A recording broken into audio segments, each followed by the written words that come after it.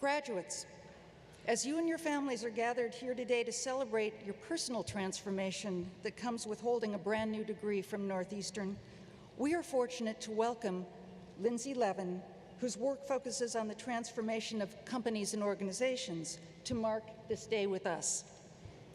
Lindsay Levin and the social enterprise she founded, Leaders Quest, have created a model for learning and social change built on ideas that resonate deeply here at Northeastern. Ideas like, there is no substitute for the power of experience in learning. And many of the answers we seek can be found in the networks of people, places, and organizations of which we are already members. When we tap those networks, the potential is extraordinary. Ms. Levin studied economics at the University of Cambridge, found a passion for connecting people, and took away a deep sense of the interconnectedness of all of us through systems, economies, cultures, ideas, and the planet we share. She authored Invisible Giants, Changing the World One Step at a Time, celebrating the profound examples of leadership that can be found outside the CEO's office, in communities, and in neighborhoods. In the pages of the great UK newspaper, The Guardian, she said, "A leader to me is somebody who, whatever their background and status, steps up to overcome obstacles and change the world around them, and inspires others to do the same." We are honored and thrilled that Lindsay Levin, just back from a Leaders Quest, is here to share her thoughts with us today. Please join me in welcoming Lindsay Levin.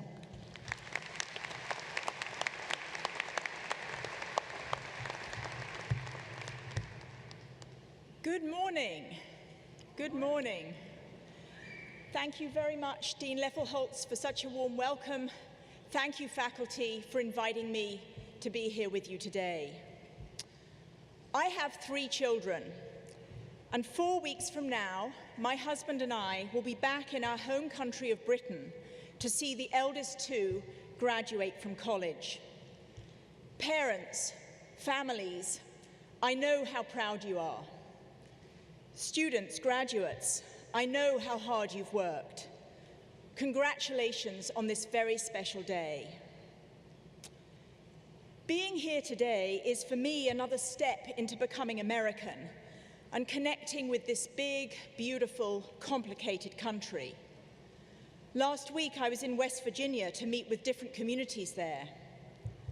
On the last day, I got to the end of a conversation with a young man who'd been telling me about his life, and I asked him if he knew from my accent where I came from. He said, "I think you come from somewhere where they don't speak English." So, as you can hear, I didn't grow up here. I went to university in Britain and studied economics. To be honest, I wasn't very good at it. But what I did learn from economics is something you think about a great deal here at Northeastern.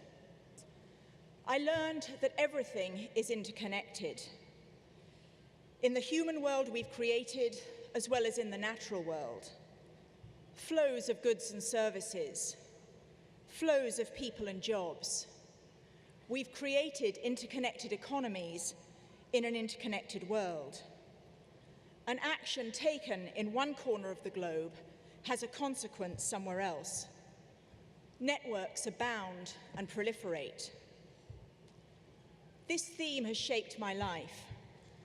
For the last 15 years, as CEO of Leaders Quest, my work has been about bridging gaps, helping leaders from different walks of life to work towards creating a more inclusive, sustainable future. It's taken me to cities and villages, slums and townships in Africa, Asia, Latin America, the Middle East, to my home continent of Europe, as well as my new home, the United States. It's been about learning to see both the big picture and the small detail, and to recognize how they're related. When I was 5 years old, the astronauts on the spaceship Apollo 9 sent back the first aerial photographs of the Earth taken from the far side of the moon.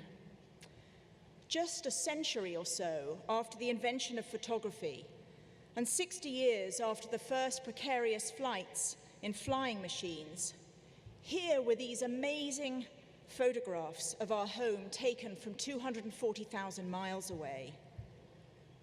Pictures that changed our experience of who we are as human beings. For the first time, we got to see from afar that we live on an exquisite blue planet, surrounded by a fragile line of atmosphere in an unimaginably vast universe. The impact on those astronauts was very powerful. It became known as the overview effect, the power of seeing ourselves in proportion, of seeing Earth and all life on it as a whole, of recognizing that in the end, we succeed or fail together. Sometimes this feels far from the prevailing view. Some of us want to build up walls around us, to seal ourselves off in our own small tribe of people who think like us or live like us. But it's not real. We share the same hopes and dreams, loves and fears, depend on the same ecosystems. In the work I do today, I spend a lot of time with people who are 20 or 30 or 40 years into their careers. Oftentimes, they've been very financially successful. But often, too, they wake up mid-career and ask themselves, what's it all about? I've worked so hard. I've built security for my family. Yet, amidst the rush, I've lost touch with some of my values. I'm still looking for a sense of purpose. Yet, purpose is all around us every day. It's just a matter of looking with the right lens. In towns and cities all over America, all over the world, including those I just visited in West Virginia, if you go in search of hopelessness, you'll find it. But if you change the lens and look for possibility, you'll find far, far more of that. People are resilient. We want to build meaningful lives for ourselves and our children. In the years to come, if you find yourself in a job where you can't find purpose, you're probably in the wrong job. If you find yourself growing cynical, you probably need to get out more, to spend less time following the media and more time meeting people in everyday situations. Because in my experience, when we do so, we find hundreds, thousands, even millions of examples of good people making a difference. The writer Viktor Frankl, who survived the death camp at Auschwitz, writes about how we find meaning even in the darkest of situations. One of my favorite nuggets from Frankl is this: between stimulus and response, there's a space. In that space is our power to choose our response. And in our response lies our growth and our freedom. If I have one wish for all of you, it's that you learn to choose your response. So what do I mean by that? At a time when so much of life seems to be speeding up, with huge technological discovery and disruption, and with political upheaval in many parts of the world, a time when, despite extraordinary gains in global well-being over the last century, many people feel threatened and insecure. In these times, more than ever, it's important that we learn to be wise as well as smart, to listen to our own intuition, the still small voice inside, and choose how we respond to whatever life brings up, what we spend our time on, how we behave towards one another, the means as well as the ends. This is our agency in the world, the imprint we leave behind. But how do we do that?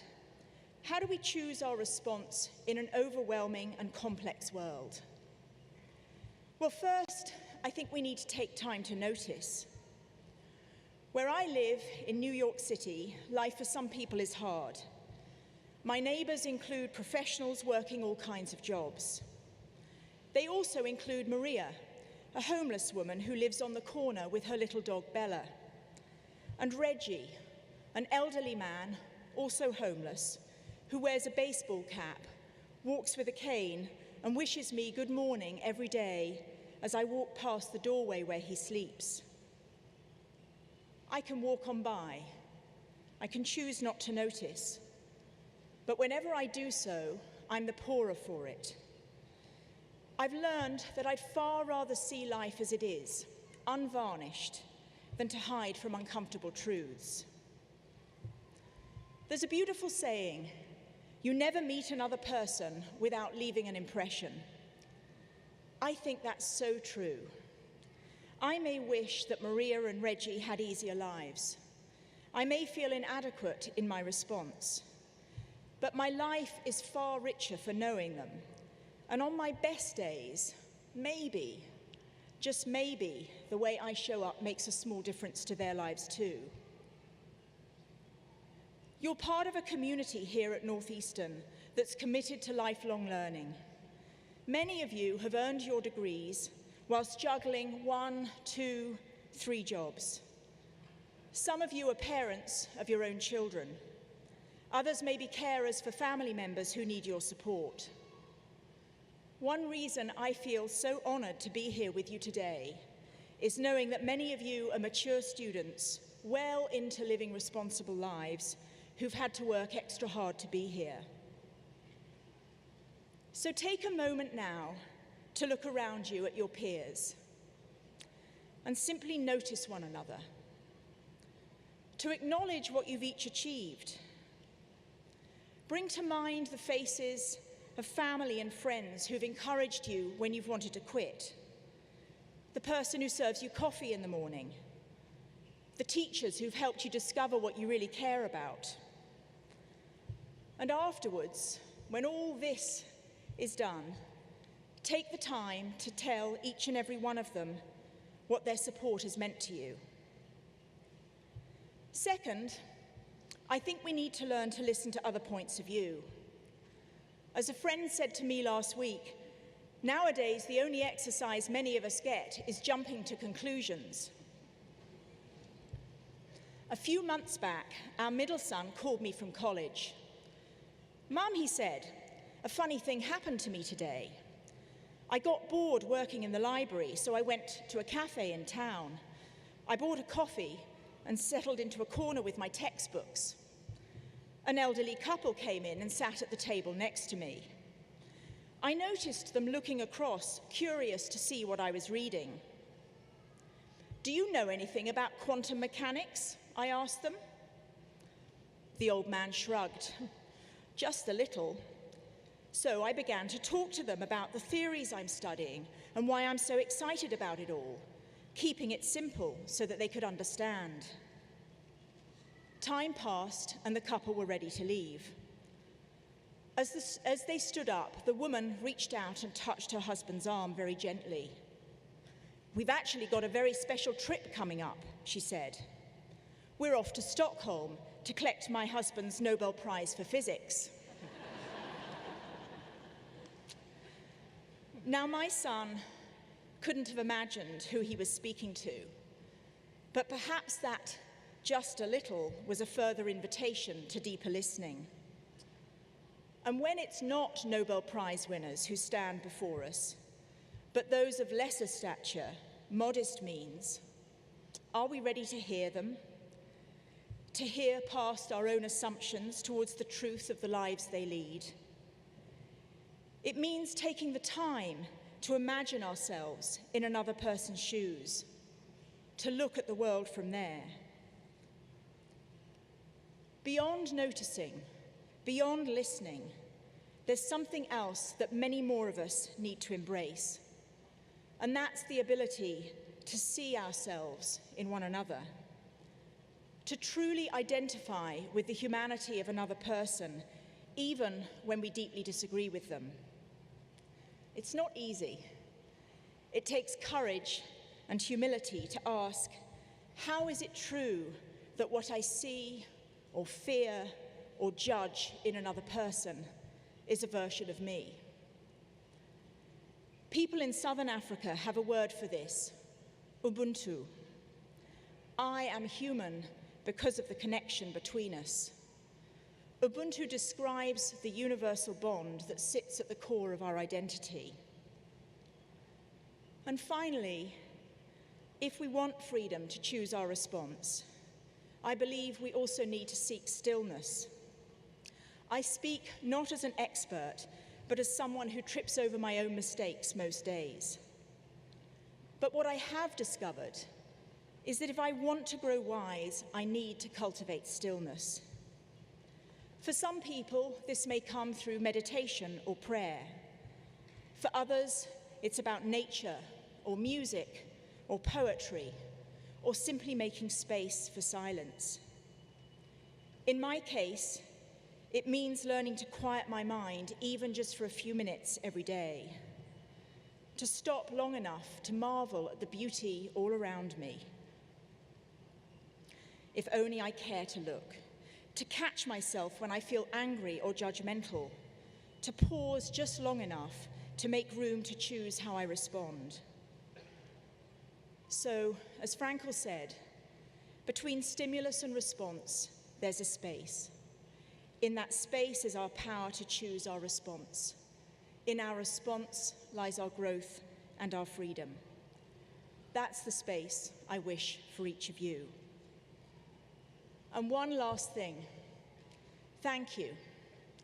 Thank you, graduates, for all the work you've put into earning your degree. Thank you for the difference you've already made in the world. And thank you for all the good things still to come.